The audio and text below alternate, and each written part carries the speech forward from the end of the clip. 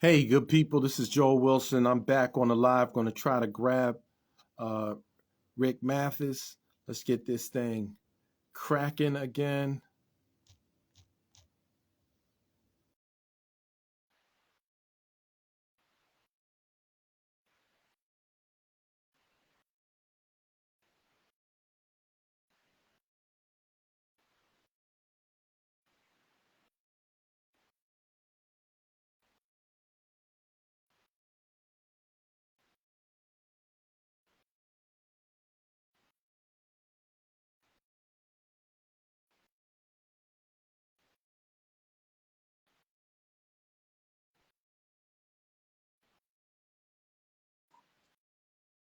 Rick, so I just invited B1 the movie. So if you can come in like that.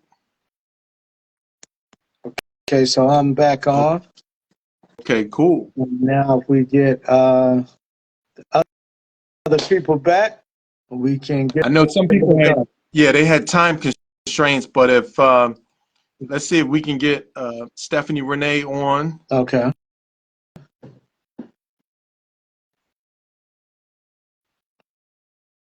Welcome back, Flint. I see you. Smitty. Okay. Stephanie, you should be good now. Sorry Oh, about all Stephanie's this. on. Okay, How okay. you doing, Stephanie? See, a I'm little, good. I'm How going are to tell you? you, 50% of the time, if you just hit reset, it picks everything. Well, we're glad to have you, Stephanie. I'm Glad to telling you, be man, here. 50% of the time, if you hit reset, it fixes everything. So your company is Soul Sanctuary. Yes. Tell us a little bit about your company and how you're connected to IBB Investments. Got you. Well, Soul Sanctuary is a nonprofit arts education foundation that focuses on elevating and preserving soulful expression in all forms. We've been around since 2002 and really excited to move into new technological territory and do what we do. We have a 24-hour streaming station where we share lots of audio content, been doing radio podcasts, music podcasts and radio since 2005. So the idea of how we are sharing music is definitely in the forefront, but we also have curated photographic exhibits. We do educational workshops. We do a video streaming show every other Tuesday. So there are all different kinds of ways that we work to make sure that we are preserving the culture. Wow, sounds like you all are doing some very amazing things. So how are you incorporating AI into the things that you all are doing? Are there any platforms specifically that you're using, any AI tools that you're using to enhance what it is that you're doing? We like to support the work of independent artists, people who are releasing their own stuff, people who do not have the major commercial station airplay. And we emphasize buying the music instead of streaming the music on a regular basis. If you like what you hear on the stream, then go someplace and buy it and support the artists themselves. So the idea of keeping the dollar circulating among the things that you treasure is definitely in the forefront of what we do. Yeah, and speaking about the music, there's some pretty wild stuff going on right now when it comes to the music. So we need a breath of fresh air and some new music, to be created, to be released. I saw a song last night. Who was it? Tamika Mallory. Was it Tamika Mallory? One of those people said Ice Spice new song. Are you familiar with Ice Spice? Very, yeah, only in passing. Only in passing. Well, she has a new song, right? And I think this song that set us back about 100 years. And I mean, the name or the title of the song is so crazy. I'm like, since when did it become cool to name your song Fart?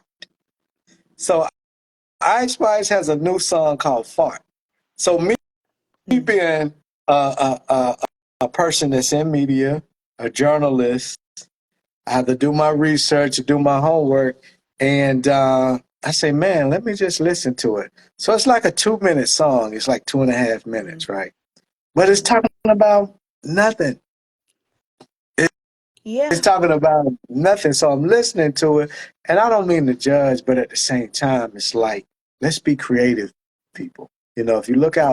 outside with everything that's going on in the world, this is what inspires you. Like, where does that inspiration come from? Yeah. You know Well, what I I'm mean, saying? there are so many artists right now that are releasing music just as a means of income. It's not at all about furthering the culture. It's not at all about preserving a cultural legacy. Mm-hmm. So, it's like when you understand that piece of it, there is a level of a, well, that's going to happen regardless. And, Regardless of how loud I shout from the rooftops that that's not my thing, it's still going to mm-hmm, happen on some level, and we've had that through the ages, right? There are people that take roles mm-hmm. and they portray characters that are not uplifting. And it's not necessarily every artist's responsibility per se to feel like they have to carry the whole weight of the race on their backs with everything that they represent. But at the same time, there is a space for us to say, okay, if I want something totally frivolous, then I might give that some of my energy, but Yeah. not all of my resources, not all of my energy, not all of the headspace that I have that should be dedicated to the ways that the culture can be uplifting in the way that Soul Sanctuary tries to represent. And see, I hear you on that, and I understand where you're coming from, but this is my thing right here.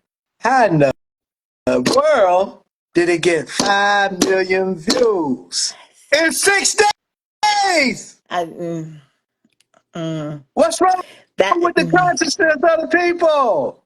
I know. 5 million views in 6 days. Just wrap I your mind around that for a minute. I imagine that the vast majority of the people who watched it are not mature people.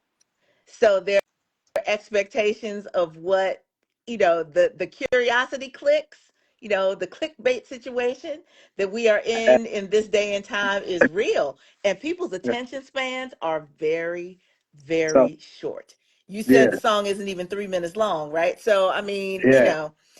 somebody clicked it out of curiosity, and then they told 100 people to do the same thing, and then that whisper down the lane situation for things like that is a big moneymaker for folks these days. I would love It's for us crazy. to use that whisper down the lane technology, and just the way that we can stand up for the clickbait. I want us to stand up for substantive things in our community. Now, for those who don't know, what's the whisper down the lane I mean, technology? What is that? it's just like we talk about word of mouth, right? Word of mouth referrals. Yeah, It's the same way that, Keith Lee, God bless him, right? You're in Atlanta, so I know you understand this, yeah. personally. Keith came and turned that letter upside down. Wow. Wow. Just trying to be real with folks about the kind of customer service he was getting Yeah. at these restaurants he was reviewing. And all of a sudden, he became a cultural phenomenon because all of a sudden people had to feel some sense of ownership Hmm. over some of his critique, right? Yeah. And he wasn't trying to tear anybody down. He was just trying to be real about the level of service, the commitment that people had to providing what they say is on their menu, or providing the kind of experience Yeah. that people want when they go out and they invest their money in your business. Yeah. And so, God bless him for calling us to task on that. Hmm. And he's continuing what he's doing. He has lots of great things to say, but people sometimes want to focus on the negative. Yeah. People most of the time want to focus on the negative. So, in B1, the movie, episode 2 talks about that. So the question with episode 2 is, what role does media play when it comes to putting Black people first? What role does it play in music? What role does it play in film? What role does it play in social media? So I asked you that question. I posed that question to you. What role does media play when it comes to Black people putting Black people first? Yeah, I think there is a certain assumption. I got to say that, you know, I was listening into your conversation with folks earlier, and the Mhm. idea that things have to be overwhelmingly negative or overwhelmingly not involving us has never been my reality. And I understand that I'm a unicorn in that way. But I grew up in 70s and 80s DC when it was legitimately Chocolate City. My whole world was Black. And so Yeah. until I came to Philadelphia, I kind of took that for granted that there were always Black people in power. There were always Black people running all of the organizations that my family was involved with.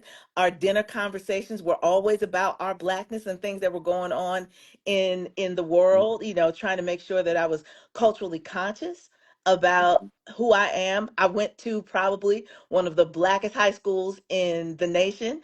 My high What school high school? colors are red, black, and green. My high school mascot is a Zulu warrior. You understand what I mean? Like Well, my what my high school whole did you go world to in has DC? been Black my whole life. What high school did you So go to in DC? yeah, I went to H.D. Woodson Senior High School, and then I came to Philly to go to the University of Penn. So we were having this conversation about Penn, right? So that was a huge wake up call for me that not everybody was going to look at me and think that I was special. Not everybody Mhm. was going to look at me and think that I was capable. And so, this conversation about how our media plays a role in that is that the idea of the messaging that we use, I have done a lot of teaching our young people. And I say that everybody is allowed to have frivolous likes. But when you spend a vast majority of your time absorbing messaging from a source, you have to be conscious enough to question what it is that you're receiving from that. So for me Mhm. as a young woman, that meant that if I'm listening to a whole bunch of music that's calling me out of my name and objectifying me only for my body, then I've got to say, do I really want to partake in this all the time so that this is the only messaging that I'm hearing? Same way with if we're only watching, television or movies that portray us in a particular way, it limits the way we see our possibilities. And I Mhm. learned that from working with the Philadelphia Young Playwrights Festival. When you give our young people an opportunity to write stories about anything, anything in the world, we're developing Mhm. scripts. And the first draft of what they do, by and large, is about the same thing that they've seen over and over again. They don't even imagine that you can write Wow. something that nobody's ever seen or heard before. You can create a world and build a story around that, something Wow. completely original. That is the kind of conversation around media literacy and around the family having conversations about this also, that we need to reinstitute in our homes, because our children, we I think we sell them short in terms of what they are able to do, and when we don't involve them in the conversations about what's happening. If they're only consuming media on their own, then they're not getting the legacy passed down. They're not learning about what their parents and grandparents listened to or what they did in their lives and how they can continue that in their generation, put their spin on it, but still understand that they're connected to something that's come before them. Wow. And just listening to you, right? When you said that, you do an exercise where you have the young people write, and they automatically regurgitate what it is that they see around them. Absolutely. That just shows you how powerful the programming is when you give a person a blank piece of paper and you say, allow your imagination to just be free and write, just dream and imagine. Because, the imagination is the most powerful thing that we have as people. The ability to imagine something and then for that imagination to actually become a thing.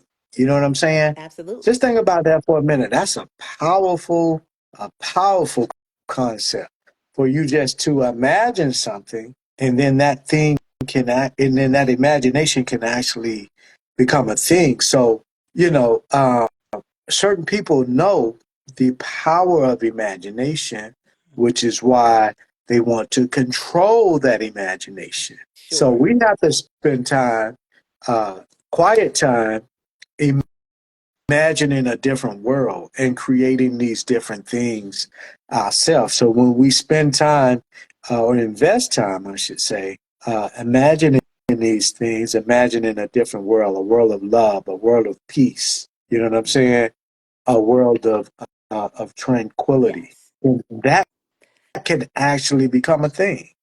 I want to add to that as well because I have had the pleasure of sitting on a panel with esteemed composer Hannibal Licumbe, Hmm. and he said something that has imprinted itself on me so hard, and I try to share it with a lot of people when I have opportunities like this, which is that as Black people, what we have not done is established a definitive canon for what the most excellent artistry is from our people.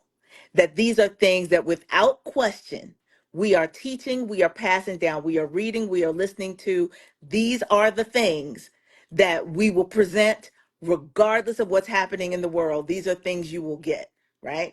Because young white kids, rock music, if they decide they want to play a guitar, then there are bands that they learn regardless. They learn licks verbatim just so they have that idea of a building block of what they have determined is excellent.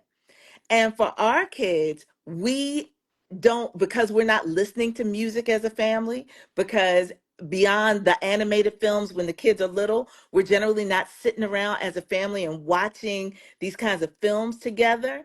I can't even tell you how many of my friends realized that they had not sat down with their kids and watched The Wiz, right? Hmm. So when their kids are like, "What are you talking about?" and they're like, like they've gone all through the kid's childhood and had not sat down and said, "This is an amazing thing that represented us at this time." Right. And so there's a certain, well, Hannibal said that for orchestras, for instance, there are shows that they will put in every season of the orchestra. There are pieces that they will play every season, and they know that those shows will probably just break even, right? They're not profit leaders, but Hmm. Beethoven is in the canon, right? It's part of their Orchestras will it's part of their learn, culture. right? And we Hmm. have to do the same thing. Will we say that Stevie Wonder is hands down our canon? If you call yourself a vocalist, then you need to have a Stevie Wonder songbook. You know what I Yeah, mean? Like there's yeah, certain you just need to know. You need to yeah. know the lyrics. You need to know how to play it if you play an instrument. Stevie Wonder's in the canon. Hmm. And we have to do that for all of our culture. Make sure that Hmm. we're passing that down through the generations. Say you have to know it. You have to learn it. It's part of who we are. Mm. Man, and I don't know if you're familiar with the song that Stevie Wonder did with Sting called Fragile. Fragile. You familiar Yes. Yes. with that? Yes. What you know about Fragile, girl? Hey, look, I if have I y'all have a haven't listened mashup. to I'm Fragile, also a huge Sting fan. okay, So I do a cappella arrangements and I sing a cappella. So I have a song that is a mashup of It's Probably Me and Fragile. I love yeah. it. So if y'all haven't heard Fragile by Stevie Wonder and Sting, I invite you to get a cup of tea, a nice hot warm cup of tea with a little bit of lemon in it or mint or however you like your tea. And cross your leg because it's some grown folks, classy grown folk stuff right here, right? Cross your leg and kick back and just sip your tea and put it on repeat and listen to the words. Well, see, we've got people on this visual medium right now, so I'm going to recommend that they go to YouTube and they look Uh-huh. up the live performance of Stevie Wonder singing and playing harmonica for Sting's birthday. I think it was 2009. Okay. is that particular performance, because the other thing Mm-hmm. is that, you know, we're so used to going in the studio and cleaning things up Mm-hmm. that there's something special to be said about watching people do it live in front Mm-hmm. of an audience. There's no opportunity to go back and retake. It is what it is. And when it's masterful, when it's live, that's something special. Yeah, that is powerful. I gotta put that in my notes and go and watch that because I bet that is a treat. Because Stevie played that harmonica, man, Hmm. like none other. He played it like woo. Oh my God! I mean, you would feel, he played the harmonica like Andre 3000 playing the flute now. And you know, and I'm a he, fan. he I played have a little nothing bad to better say though. He about played a Nuka little Son. better. Nothing Uh, at all. so Hey, yeah, Rick. so Hey, Rick. We have one more person on deck. Just giving you a heads okay, up. okay. So we're definitely looking forward to seeing you and your participation in the B1 experience that's taking place February 23rd and 24th in Philadelphia on North Broad Street. So, any closing words, closing remarks as to what the people can expect from you during that event? Now, my panel is going to be Friday evening. And so the real conversation that I want to have with folks is about Black ownership. When we say Black media, what does that mean? Right? Is it content? Is it who owns the station? Is it a combination of the two? But we need to have a real thought about how do we support Black media Mm, and what that looks yeah, like for our yeah. community, because we take certain things, I think we take certain things for granted when it comes to how we consume our information. But the people that are compiling it, the people that are dedicated to making sure that our perspective is shared, are not receiving the kind of support that they need. hmm Yeah, that's very vital. Actually producing the content and owning the distribution channels through which this content flows. Powerful. Powerful. So I'm definitely looking forward to hearing that conversation. Thank you. You've been amazing, Miss Snow. Uh, Added some very valuable information, some very valuable tips. And thanks for that Stevie Wonder suggestion. I'm definitely going to listen to that after Do it this for concludes. sure. And I look And then forward to I'll seeing you follow up next with week. you in Philly and let you know what I thought about it when I see you on the 23rd. Okay, that sounds like a All right. plan. Thanks a Thank lot. you. Definitely. Yeah. So So we're gonna try. go ahead, Joe. We're gonna try to bring in Nayla Madison. Nayla is one of our partners in the IBB Investment Group. She's actually our membership chair. So folks can listen up if you may have some questions about how to join. Nayla will be able to answer those questions. So Nayla, I just sent you your invite. So if you can accept and jump on, and until she gets situated, just Hmm letting everyone know that the event is a 2-day event, Friday, February 23rd, and Saturday, February 24th. There are some discount tickets right now, $16 for both days. So I dropped the link in right In the chat. in the chat area, Okay. so you can grab that. Mm. ibig.eventbrite.com, or you can go straight to our website, ibbig.net, ibbig.net. Eventbrite, you search on for IBBig, you'll run into it.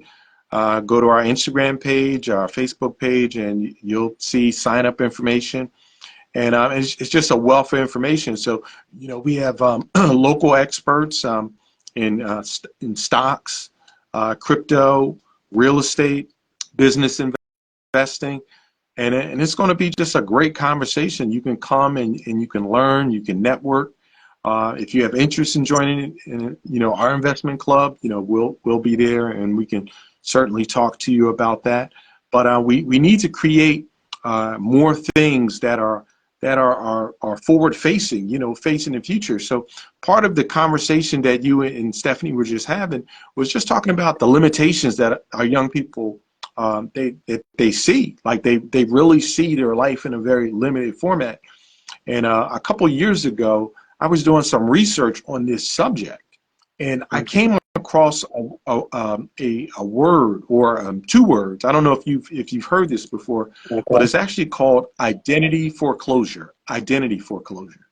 That's And a new so word for me. identity, yep, identity foreclosure is in it, and you can think about it with adolescents and particularly our black boys. So our black boys, what they are socialized into, what they are exposed into, that by the time they become young teenagers, 80% of black boys in urban environments, they only want to do professional football or basketball, rap Yep. artist, drug dealer, or YouTuber.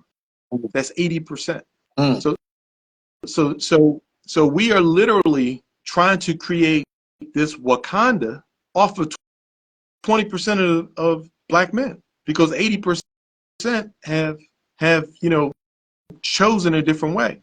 And what's significant, and now we get into stats. You don't need hard stats, but the reality is less than 1% of folks who try to become a professional basketball player actually make it. Less than one. It's like 0.04 of 1%. Same thing with football, 0.04 of 1%.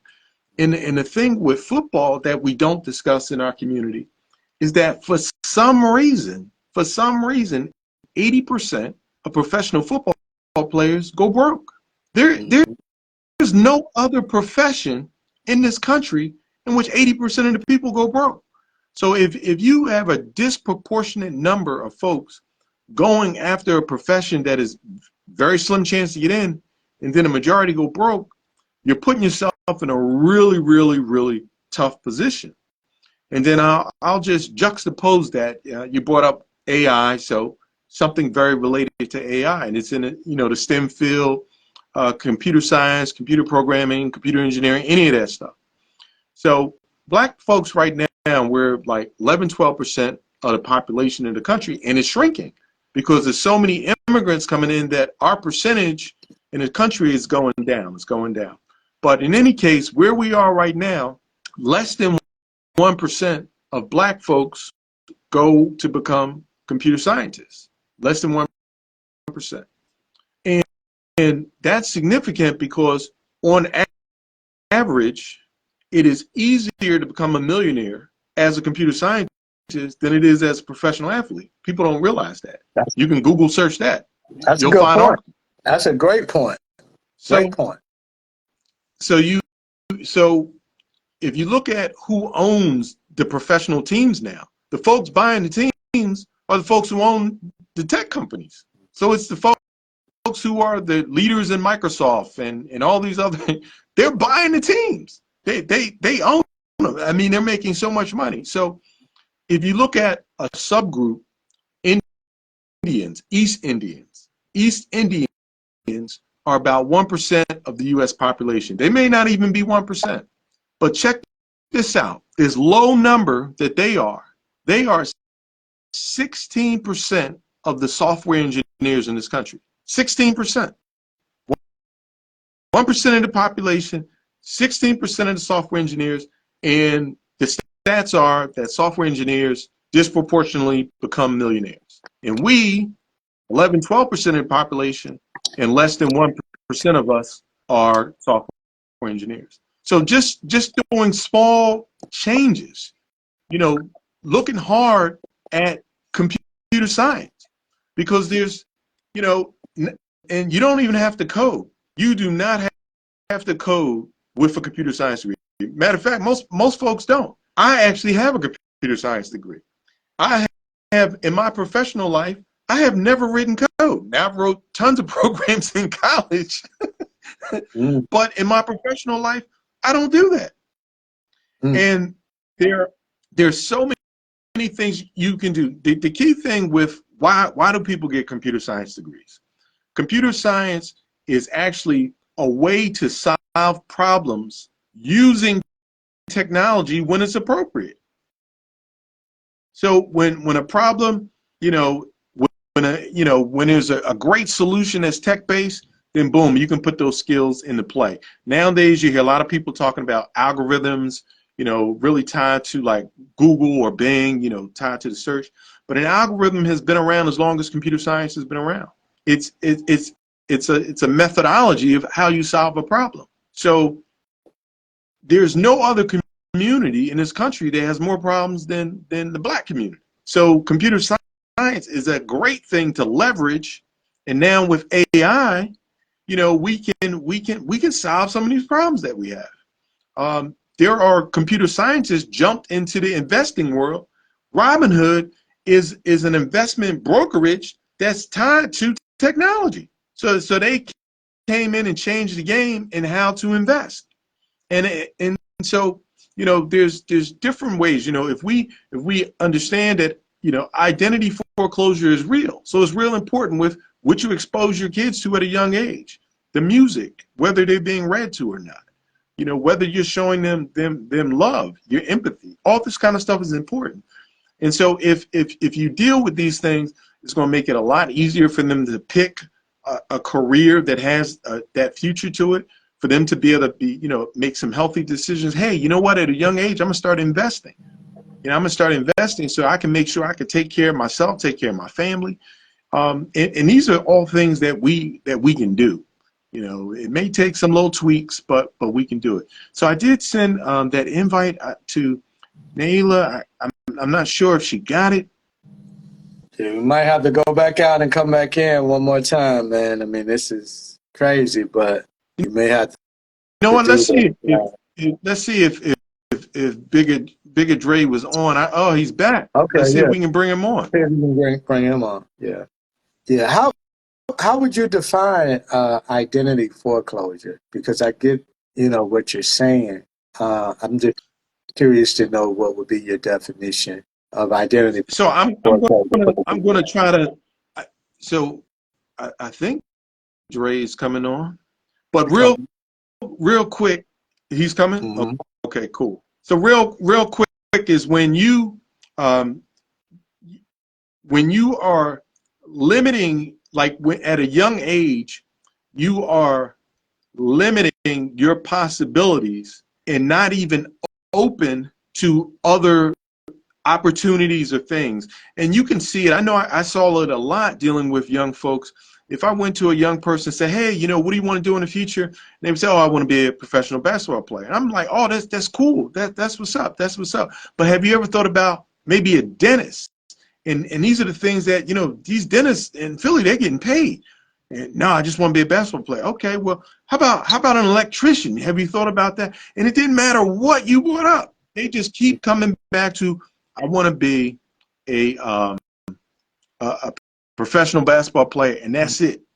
And Mm-hmm. when you find kids that are stuck like that, they have identity foreclosure. And I'll show you. I'm gonna show you a contrast. Now, this is a corny contrast, but it's a real contrast. Mm-hmm. So for many years, I was a scout leader. So in the scouting world, you have these things called merit badges, and merit badges you can almost think about it as like little career Yeah. paths. So if you were going to get your Eagle Scout, you had to do all these different merit badges. So one of the things that was rewarding was that if you talk to a scout and you say, hey, what do you want to do? They'll start reflecting about their merit badges. Well, I did this auto mechanic thing and I really didn't like that. I did, this engineering piece and this is what I liked about this. I did, the electrical. This is what I liked. I did the sales thing. I did the camping. They were exposed. And so now they can make decisions whether they like something or not like something. And that's what we want for all our kids. Mm-hmm. Yeah, I agree. But the exposure is key, definitely. I'm not sure if Bigger Drake can come on. It may be that same situation, so we may have to go out and come back in. Uh, I'm getting the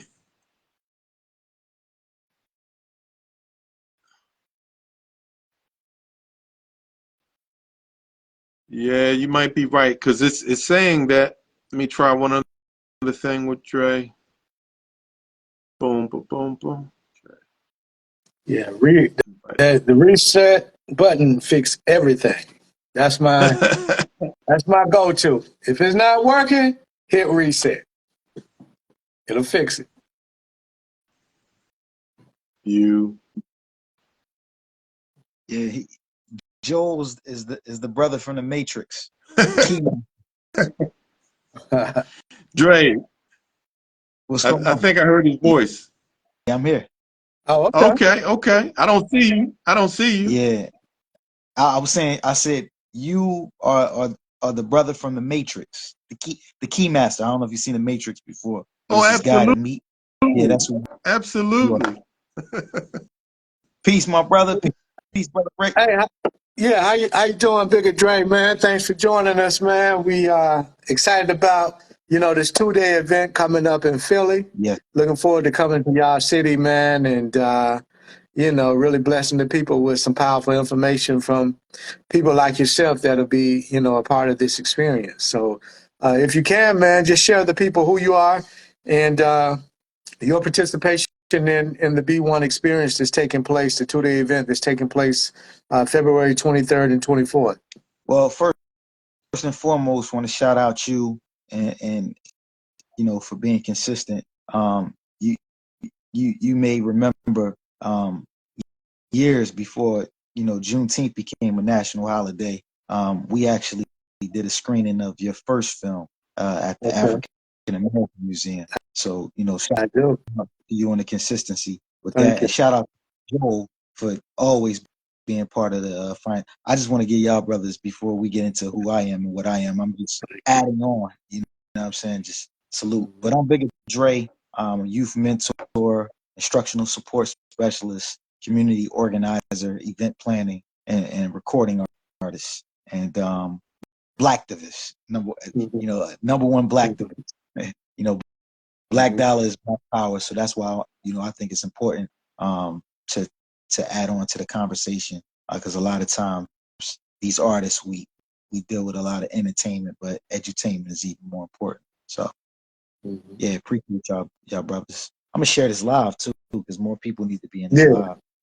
yeah, definitely, man. More people need to chime in. We had a good crowd. We had to go out and come back in. We were having some technical difficulties with bringing the next person on.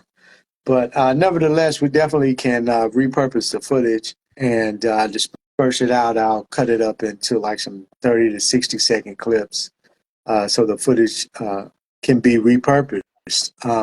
But I definitely, you being a musician, you being an artist, I was just talking to Miss Snow about media, about the music. So I asked you this question. What would you say the state of music is today, and how do we elevate it and take it to another level? That's a great question. The state of music today is what we make it. I think what you're finding now is, technology, as Joe was just talking about, algorithms and things of that nature, is merging with the business. So I think artists have to familiarize themselves with the new system in order for them to get, a ROI, a return on their investment. But from a cultural standpoint, the music, I feel like, there's a lot of covert operatives inside of our music, and they're distracting our people from important topics that are relevant. And I think a lot of artists are so caught up in trying to chase the bag, so to say, as they say, that they forget that the original uh, uh, uh, uh,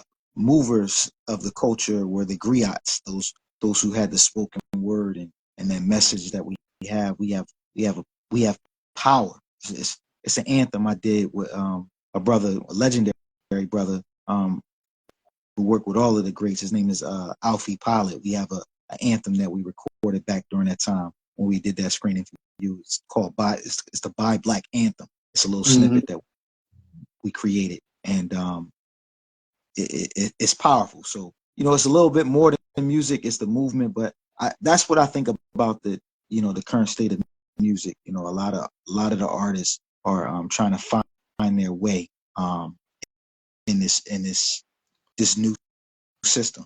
And it's nothing new under the sun. It's just a different way that they're you know moving units, so to say. Mm-hmm.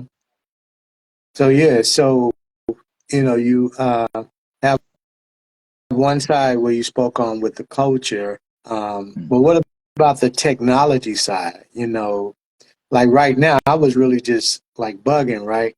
Uh, I'm here in Atlanta, and right here in my backyard, there's a white dude that sings and sound like a brother that Mm-hmm. has on one song with Sanaya Twain 120 some million views on the song, right? But I knew nothing about him, nothing about him.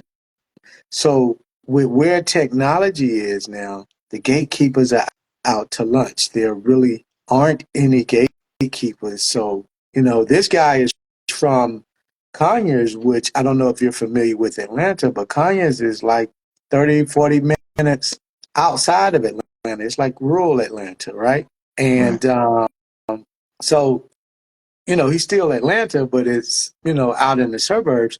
So I'm saying that to say with technology, it's become so powerful that you can find your niche and you can find your way if you have something to say, if you have, you know, if you're talented. So the question that I have, and we was talking about this earlier, for you as an artist, if that is really the algorithms, then how can, a song like what Ice Spice just dropped 6 days ago have 50 million views, a song called Fart, you think you the shit or something, is the precursor to it. How can that have 5 million views in 6 days?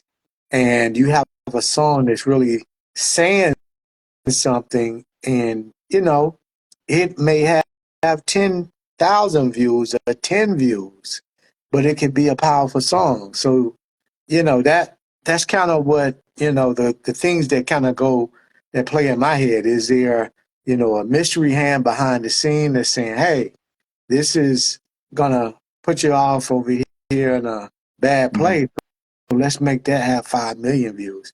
This is going to uplift you and take you to a higher state of consciousness. So let's make that have 50 views. You know what I'm saying? Do you feel that that's the case, or do you think it's just the analytics and people are just gravitating to the negative? So like I was saying before, again, it's the system is changed. So, but the people are still in place. So the people who had an agenda from the beginning, they still have an agenda. So that agenda has never changed. Mm-hmm. So that being said, we have to find a way to learn how to use the technology. They Mm-hmm. have money to pay people who know how to use the technology, and this is why you're getting those results. You're getting those results because those people have invested in those people who know how to. Joe just talked to you about the demographics of, like, the what is it, the East? Did you say the East Indians, Joe, who are prominent Correct. in Indian. yeah, Mm-hmm. they Yep. know about search Computer engine. science programming. Yep. Yeah, they know about search engine optimization. Yeah, I'm familiar with these terms because I've been doing this for quite a long time, and I've had an opportunity to work with some of the greats, from Kenny Gamble to Mm-hmm. my man C Knowledge, you know, in from Diggable Planets to Mm-hmm. Sigma Sound. I go back from that time period, but it's about knowing the system. So and another thing, like from a cultural standpoint, the same people who invest in our to contaminate and degenerate our society, once you program the people like they've been doing for years, this is nothing new, to basically subscribe to nonsense. They they can't even recognize or identify with something that has substance. So that's why platforms like this is important. That's why events like this is important, so that we can engage, we can do community engagement, and they can be exposed to artists like myself who does have content. Like myself, I have a PSA in the form of music that brings awareness. This month is Human Trafficking Awareness Month, and I have a PSA music called Eschatology, Bring Our Girls Back. It's on all digital platforms. We need to make that go viral, but Mm-hmm. if we know how important it is to make something like that go viral, we'll have conversations about Ice Spice and Sexy Red being pregnant, and we'll make them relevant. They shouldn't even be a topic of discussion. The topic of discussion should Exactly. be issues like financial literacy, human trafficking awareness, school to prison to pipeline, all these different things that are counterproductive to our community. So that's the reason. I mean, we just gotta learn how to use the system and and profit and profit. PROFIT and profit and so far as like giving out a message. Get that Yeah, message out there. and I agree with you. Because if you look at like in 2023, right? I think it was like one or two hip hop albums that went number one. You know what I'm saying? And like in past years, you had numerous hip hop albums going number one like this. So do you feel that with the age that we're in now, the age of Aquarius, that people are having a mind shift and that music will soon be irrelevant? Or do you think that the people are going to can still manipulate these algorithms and make those chart on YouTube where you get 5 million views as we're seeing in 6 days? And, that becomes a thing, you know what I'm saying? Like going platinum, so to speak. Mm. Or are we in a different age now? 5 million views is that the new platinum? Or are we in a different age now where that music, it'll be around, but it's Mm. not going to be the chart toppers or number one at the top of the list? What's your take on that? That was like a multi-layered question. So you Yeah, it mentioned was a like the multi-layered. So, I got you. I'm with you on okay, go everything. ahead. Go ahead. So I again, we are in that Aquarian age. But again, it's still, that doesn't mean that we don't, we're the masters of reality. So when you have VR, that's virtual reality. And, we make everything flourish. Mhm. We are the movers of all that you see in existence. Even if you just take it back to the culture where, the teachings of certain schools of thought told you we're the maker, the owners, the cream of the planet, earth, father, civilization, gods of the universe. If we say that we have that knowledge, none of those things are like can alter to that can alter the ultimate reality. We just have to do the work. We gotta plan to work and work our plan. We have the information. We know that the internet is the devil's web. So, and we have to just find out how this system actually works. And right now it's more about direct to consumer. It's not like I hear you mentioning about the views. Those views can be bought nowadays. So is it really about the views? Or is it about the perception? Good So if point.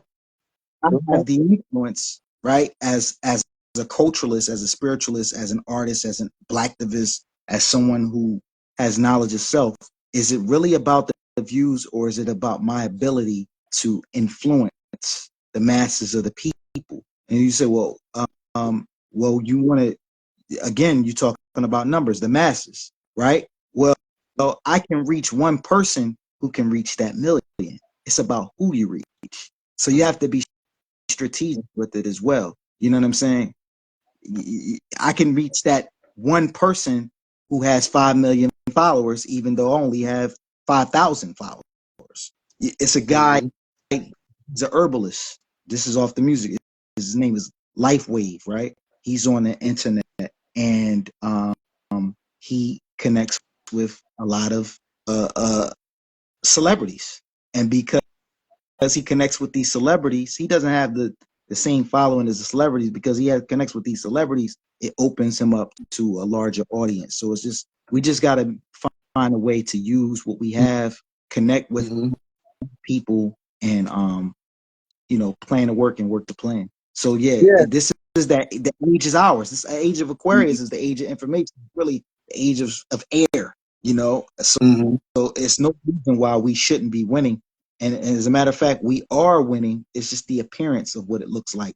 If we can inform people about how the views are fake and start getting them to pay more attention to relevant content, then they'll pay more attention to that. But if Yeah. we make views like it's the thing, then they'll say, yeah, this person got a lot of views. They know what they're talking about. So we just got to create our own icons. You know what I'm saying? Mm-hmm. I see these events. We speak about Juneteenth at these events. Stop putting these artists that are putting out degenerative music on the front line. We are actually contributing to this. You want to go to a Juneteenth event where you see an artist that's talking about spin the bag, blow the bag, or you want to go to an event where you got an artist that's teaching you about cooperative economics. So we have to support our Gotta artists, draw like the line. myself out there, support Mm-hmm. artists like myself who are pushing the culture forward, because culture is the glue to keep the community together. Yeah.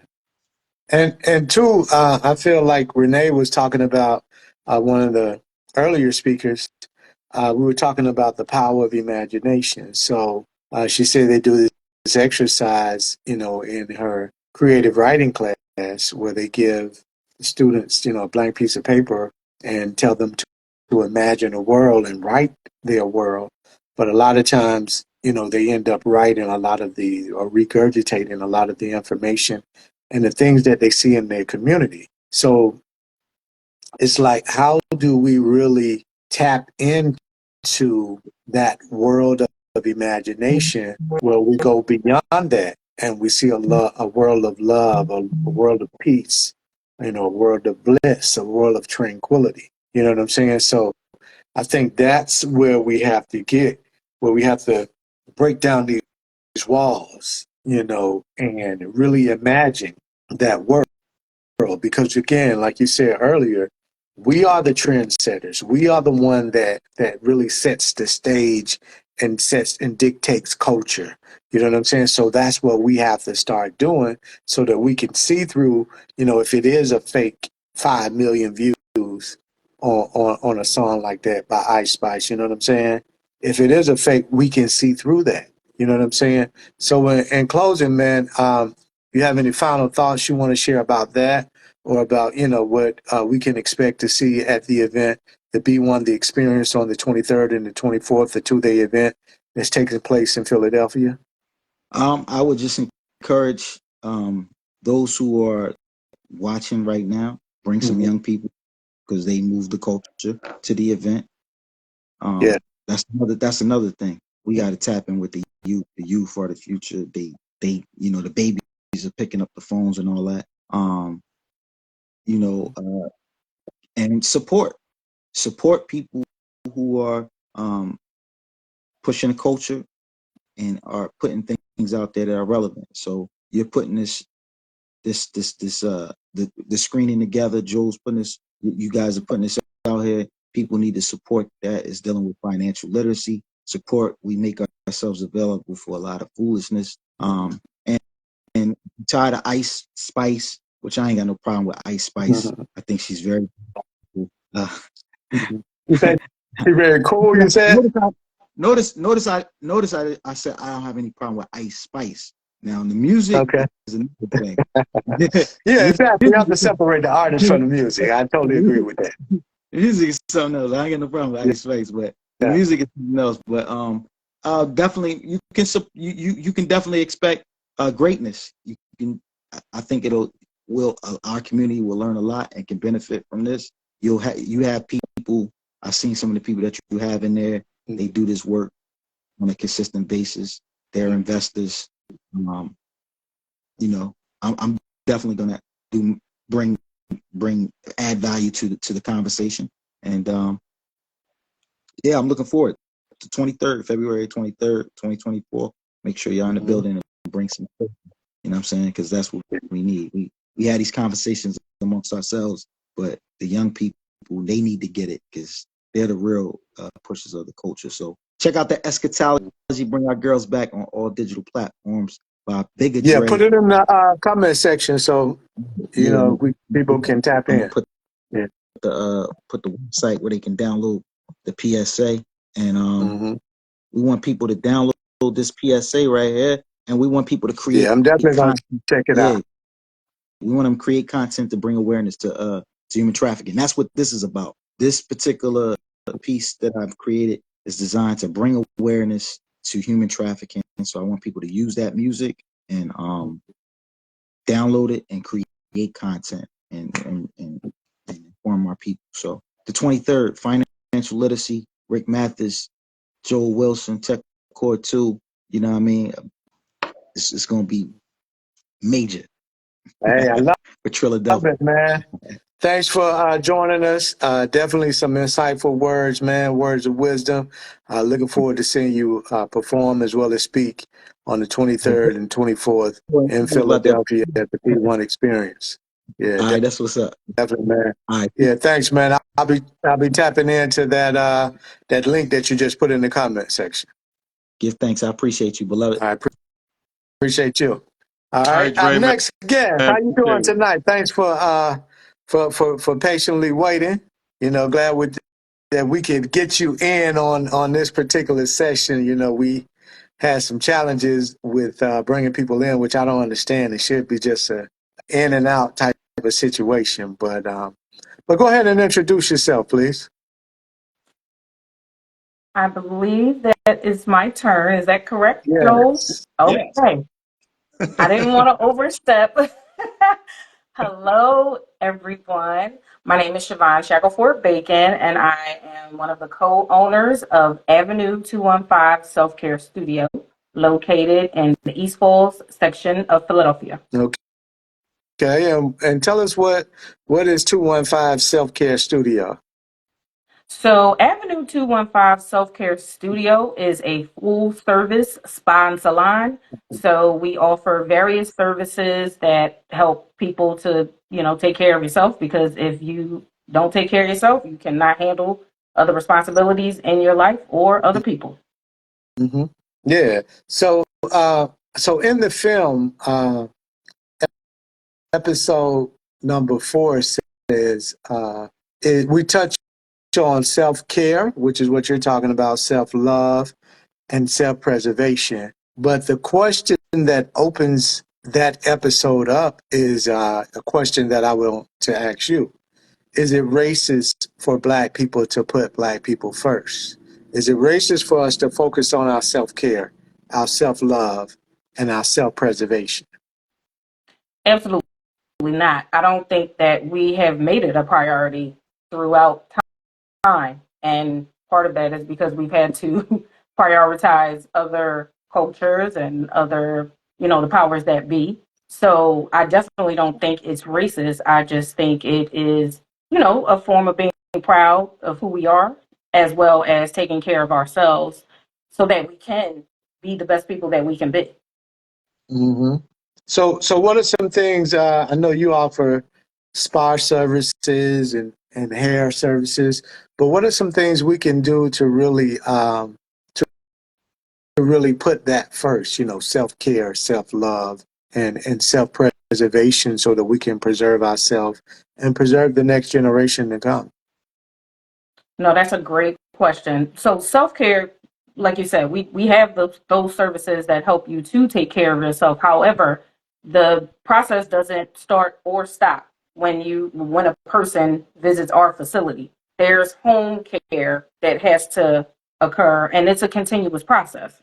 So what needs to happen, or what should happen, in order to maintain, that equilibrium, is just doing, even if it's just taking a couple minutes of yourself out of the day for quiet time, or if your thing is to take a walk, or if your thing is to go to the gym, or I mean, everybody's vehicle for executing that self care is going to be different, but whatever that vehicle is or that tactic is, just make time to do it and don't feel guilty about it.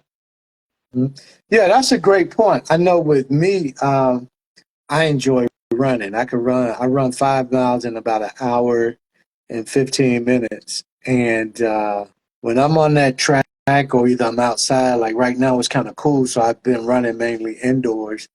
But when I'm running, there's a runner's high that I get that's so freeing that, I get all of these amazing downloads. I get all of these amazing ideas and things like that. So if y'all haven't tried it, try running or walking.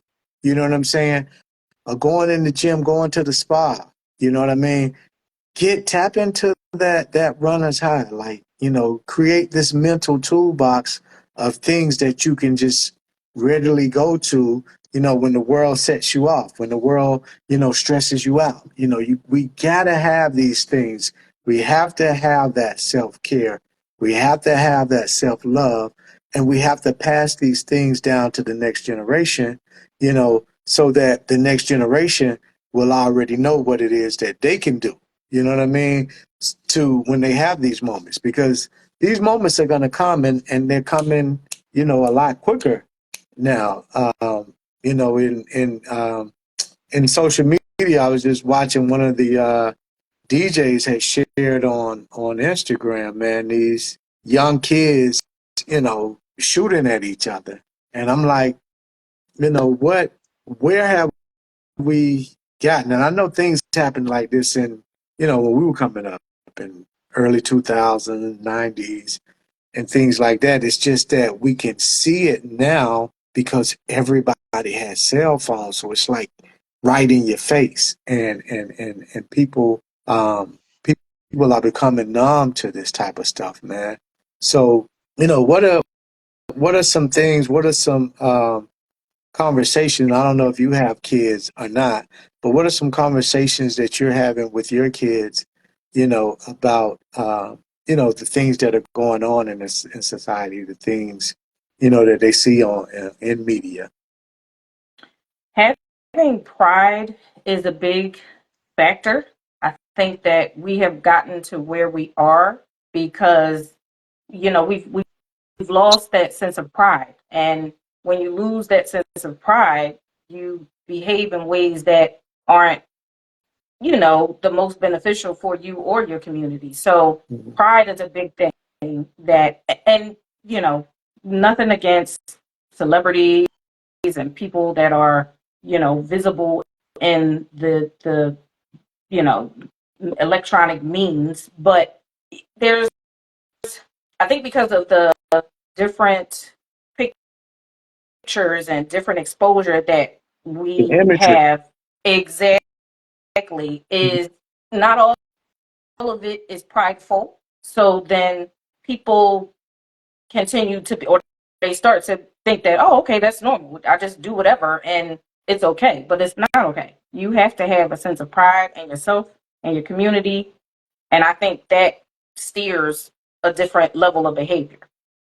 Yeah. At what point do you think that you we lost that sense of pride, or we exchanged it? And if we exchanged it, what did we exchange it for? That is a great question.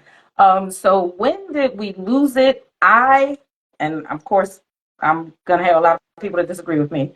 I feel That's okay. like social media has, led to this point because some of the things that I see on social media, and I don't indulge very often, but some of the things that I see, if these people exuded any type of pride, they would not be doing the things that they're doing on social media just to get likes or followers or whatever the case may be. So forget all the followers, forget all the likes.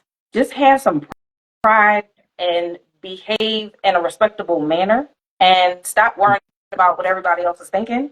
And I think we would have a different situation right now. So unfortunately, I think that social media is like a blessing and a curse, but I think that it has contributed to where we are at this point. So would it be safe for you to say that we lost our pride when we were introduced to social media, and the trade-off was likes and followers? Is what you're saying? Wow. Absolutely. Yes. I'm standing So I'm standing on that. Yes. hey, I'm with you. I think that's a valid point. So, one of the things we talk about in the film in episode 2, where we talk about music, film, and social media, is doing a 40-day social media fast. You said you're not on social media a lot, but have you ever participated in a social media fast, and what did that look like for you, if you have? I haven't done a fast because I truly am not I'm not on it enough. And that I say that from the perspective of being a business owner. That's just the way of the world right now. And we have marketers and marketing resources that get on us all the time because we don't post enough and we're not very as present as we should be on social media. So I've never done a fast. However, I would only imagine that it has to be um, it has to feel like a weight is off your shoulders because even though it's not a direct interaction with other people, I feel like it causes people stress because they're just always, looking at what other people are doing or what else they could be doing and trying to compare themselves. I don't know. I just feel like it causes stress. So to do a fast, I think would be a release. Mhm. So if y'all listening, a 40-day social media fast.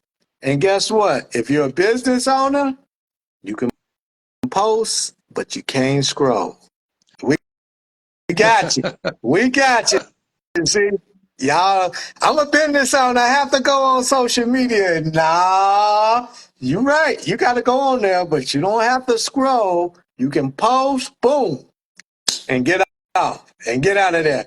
That's what in the film China Bethany says. You know what I'm saying? That she has these social media fasts where she don't scroll. She just go on, post what she's supposed to post for her business, and she's out of there. Julian Gordon broke down the numbers or the algorithm for if you like a video or if you comment on a video or a post, or if you watch it all the way through, it gives you a certain amount of points. You know what I'm saying? And we talk about that in the film. We also have a curriculum, B1, the curriculum, where we talk about, where we break these things down and we have these different exercises. So, man, you're right. Like social media is a very, very powerful tool that it's like fire. You know what I'm saying? You can use it to cook your food,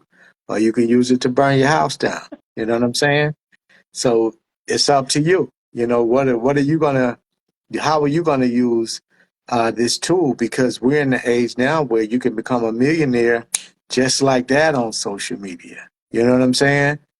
Or you could become so uh, addicted to it, addicted to the likes, the followers, the shares, that you just simply become an addict to where you feel like you got to have this device in your hand and constantly being programmed by it.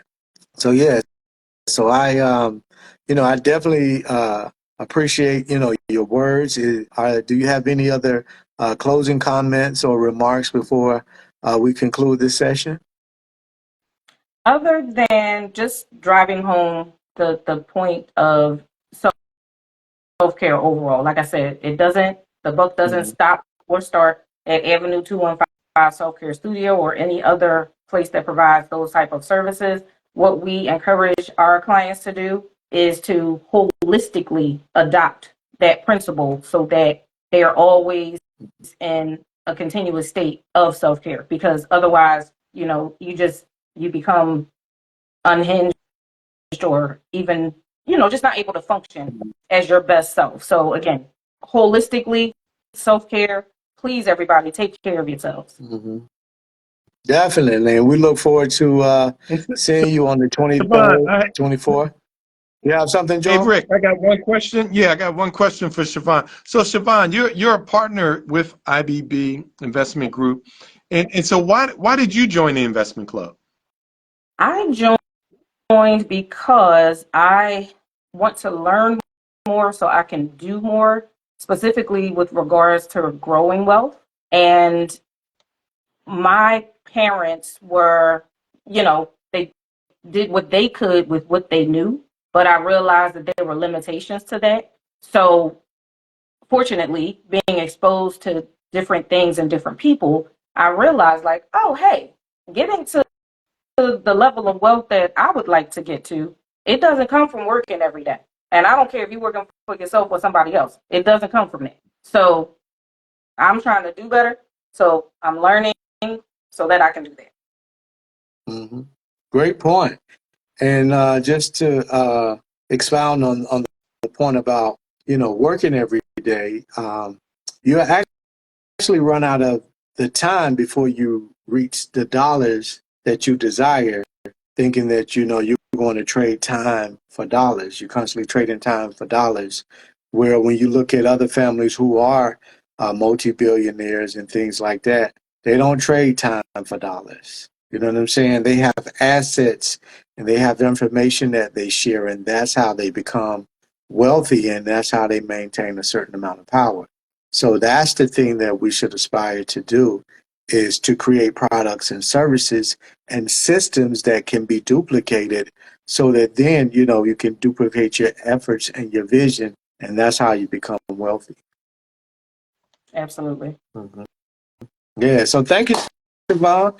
Great information. We definitely Thank you. appreciate you, and looking forward to seeing you at the B1 experience on February 23rd and 24th. Again, I'm Dr. Rick Mathis, filmmaker from Atlanta, and it's been great having these impromptu conversations. We know with people that are going to be at the event, that are going to participate on the panel. So who do we have up next, Joel? That's gonna be it for tonight. Okay, okay. So Oh, y'all saved Siobhan the best pointed for out. last. We I saved love the it. best for last, Siobhan. Yes, we did. Thank you. Thank you, thank you, thank you. So any closing words or remarks from you, Joel? Just we're hoping that folks will see value in what we are bringing together here in Philadelphia. And this film is not to be missed. This it came at just such a great time. So many different things are going on in our cities, in our families, and we just need something to ground us, and give us a new North Star that we are all working toward.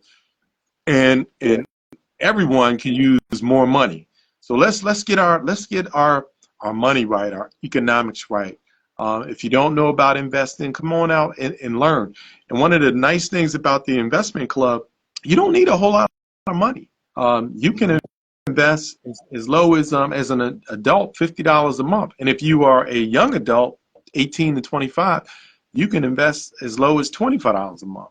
So you don't need a whole lot. You need to get in the game. And so we tried to make the entry point very, very low, so that most people, the super majority, you may have to make some changes in how spending your money, cut back on some coffee or some of the cable TV. But you could do something and come up with the $25, $50 a month legally. We want everyone to do stuff on the up and up, but do what you got to Yeah, do, and bring the money. And that's all I got to say, Rick. I'm grateful the time you gave us yeah. this evening to share. You know what? Let me ask you a question. Okay. What was the genesis of the idea for B1? Man, so B1 just kind of fell in my lap. It just fell out of the sky, boom. To give you the history, if you notice when you watch the film, I give a shout out to Jason Black. Jason Black was a person that I know of and that Dr. Boyce Watkins know of that kind of coined the phrase B1.